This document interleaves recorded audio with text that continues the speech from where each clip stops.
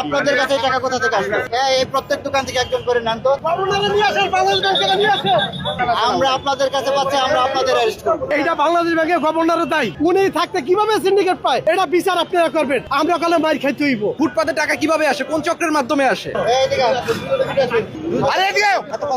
এই দোকান থেকে এই প্রত্যেক দোকান থেকে একজন করে আসবে। এই প্রত্যেক দোকান থেকে একজন করে এই নতুন টাকা আপনারা কোথায় পেলেন? কোথায়, কার কাছে কিনলেন? ব্যাংকেতে যে কিছু লোক আছে, কে আছে সেটা? কে লোকটা? কে ব্যাংকের অফিসাররা নবে, এটা আমাদের মতো ব্যবসায়ী আর কি। কে সেটা? ওরা ব্যাংকের দিকে আনে, তারা আপডেট দিতে হবে, না হলে আপনাদের আমরা অ্যারেস্ট করবো। এই টাকা তো ব্যাংকের সরকারি সম্পত্তি, এগুলো আপনারা নতুন টাকা আমরা ব্যাংকে থেকে সাধারণ লোকজন পায় না, সরকারি চাকরিজীবীরা পায় না, ব্যবসায়ীরা পায় না।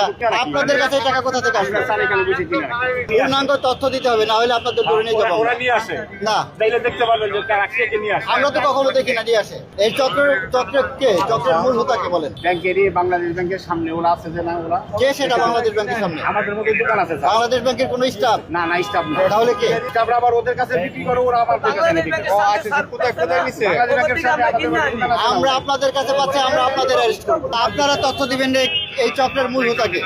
আপনারা একজন লোক দাঁড়ান, দেখেন কোন কোন লোক আসে। আমার দাঁড়ানোর দরকার নাই, আমরা আপনাকে পেয়েছি, আমরা আপনাকে অ্যারেস্ট করবো।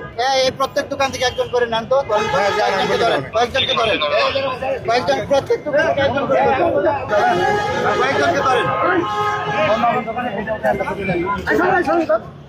আমি বলি 5 জন আছেন, 5 জন। কোন 5 জন আছেন? 5 জন আছেন। এইটা বাংলাদেশ ব্যাংকের গভর্নরও তাই। আমি একমাত্র টাকা বিক্রি করার দায় দিবে একমাত্র গভর্নরে, আর কেউই দায়ী না। আমি দিবে একমাত্র গভর্নরে। উনি থাকতে কিভাবে সিন্ডিকেট পায়? এই টাকা পাইবে একমাত্র পাবলিক। ব্যাংক পাইবে টাকা, ব্যাংকের থেকে পাবলিক নিব, সেবা পাবে জনগণ। এই দেশের জনগণ পাবলিক সেবা নিবে, আর এই টাকা আজকে প্রতিটা ভোগান্তি পাবলিক। কেন পাবলিক? কি গভর্নন্সে পাবলিক ভোট দিয়ে আনছে না? তারেক জিয়ারে ভোট দিয়ে আনছে পাবলিক। গভর্নরে কে আনছে? গভর্নরে বসাইছে, প্রধানমন্ত্রী বসাইছে, আমরা বসাইছি। হ্যাঁ, আজকে এক প্যাকেট টাকার জন্য আমরা 500 করে টাকা দিতেছি।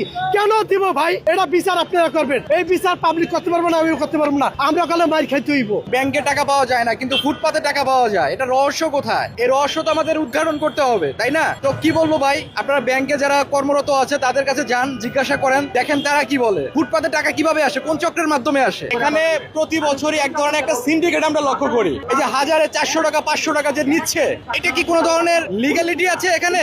এই যে 400 টাকা 500 টাকা সাধারণ মানুষের পকেট কেটে, গলা কেটে এখান থেকে টাকা নেওয়া হচ্ছে। কিছুক্ষণ আগে দেখলাম এখানে ভ্রাম্যমাণ আদালত এসেছিলেন, এবং তাদের কিছুটা পদক্ষেপের ফলে আমরা দেখলাম কিছু সময়ের জন্য তারা এই ব্যবসা বন্ধ রাখছে, আবার কিন্তু চলবে। মানে এই সিন্ডিকেট থেকে বাংলাদেশ যদি মুক্তি না পায়, প্রত্যেকটা জায়গায় সিন্ডিকেট পায়, এই টাকার বাজারেও কালোবাজারি। তো এখন কি করার? সাধারণ মানুষ যদি সচেতন না হয়, এই ব্যবসা চলবে।